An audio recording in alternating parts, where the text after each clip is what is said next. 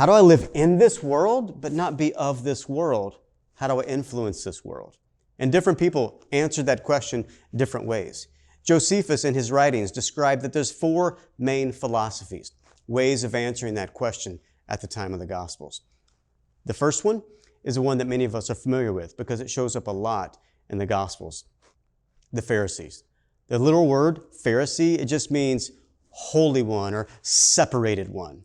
And that's how they chose to answer the question, how do we be God's people here and now? We will separate ourselves from Rome, separate ourselves from the Greek ways of living.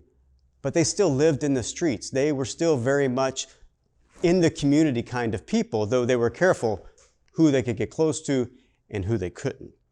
How will they become separated? How will they become holy? Personal holiness is the answer. How do you get personal holiness? You become holy. How do you become holy? You follow the Torah, Genesis, Exodus, Leviticus, Numbers, Deuteronomy, the books of Moses. Torah, the literal word, Torah, it just means the way. The roots of it go to an arrow that you would shoot to strike the mark. So to be holy, you're striking the mark. What's the mark? God's will, God's word, God's way. What's the opposite of that? Sin. What is sin?